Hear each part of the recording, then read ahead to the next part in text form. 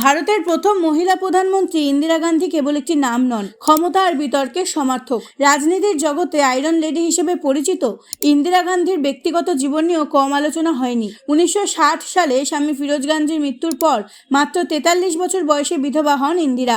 তখনই শুরু হয় নানা গুজব আর জল্পনা কল্পনার। আজকে আমরা জানবো সেই সব বিতর্কিত অধ্যায়ের কথা। 1960 সালে স্বামী ফিরোজ গান্ধীর মৃত্যুর পর ইন্দিরা গান্ধী হয়ে ওঠেন একজন তরুণ, আকর্ষণীয় ও স্টাইলিশ বিধবা। মাত্র 43 বছর বয়সে জীবনের মূল পর্যায়ে দাঁড়িয়ে তিনি ছিলেন শক্তিশালী, স্বাস্থ্যবান এবং রাজনীতির রঙ্গমঞ্চে নিজের স্থান দখল করতে উদ্যত। স্বাভাবিকভাবেই প্রশ্ন উঠেছিল, এমন একজন প্রাণবন্ত নারী কি তার জীবনে কোনো পুরুষের সান্নিধ্য অনুভব করেননি? 1966 সালে যখন ইন্দিরা গান্ধী প্রধানমন্ত্রী হন, তখনই সবচেয়ে বড় গুজবটি ছড়িয়ে পড়ে। কালাকাঙ্কারের রাজা দীনেশ সিং, যিনি ছিলেন সুদর্শন, অভিজাত এবং ইন্দিরার প্রথম মন্ত্রিসভার একজন মন্ত্রী।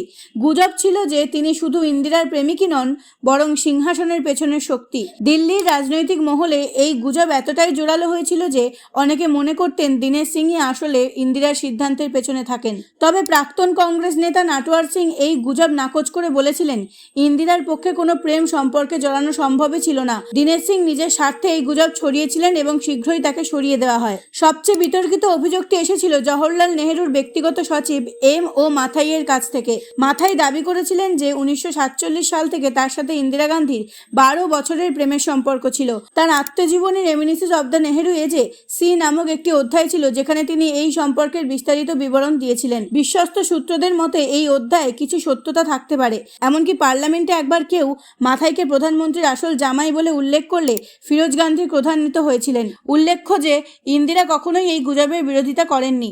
ইন্দিরা গান্ধীর জীবনে আরেক বিতর্কিত চরিত্র ছিলেন যোগ শিক্ষক ধীরেন্দ্র ব্রহ্মচারী। নেহেরুর মৃত্যুর পর তিনি ইন্দিরার অত্যন্ত ঘনিষ্ঠ হয়ে ওঠেন।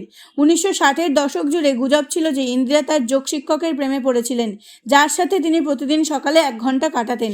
এই সব অভিযোগের কোনোটারই কোনো প্রমাণ কখনো পাওয়া যায়নি। ইন্দিরা গান্ধীর ঘনিষ্ঠ সহযোগীরা এসব গুজব দৃঢ়ভাবে নাকচ করেছেন। তারা বলেছেন, একজন প্রধানমন্ত্রীর ব্যক্তিগত জীবন এতটাই নিরাপত্তা বেষ্টনীতে আবদ্ধ থাকে যে গোপন প্রেমের সম্পর্ক রাখা প্রায় অসম্ভব। ইন্দিরা গান্ধীর ব্যক্তিগত জীবন নিয়ে যে গুজবগুলি ছড়িয়েছিল সেগুলি মূলত তার রাজনৈতিক প্রতিপক্ষ এবং কিছু স্বার্থান্বেষী ব্যক্তিদের তৈরি। একজন শক্তিশালী নারী নেতা হিসেবে তার বিরুদ্ধে এই ধরনের অভিযোগ আনা হয়েছিল তার ভাবমূর্তি ক্ষুণ্ণ করার জন্য।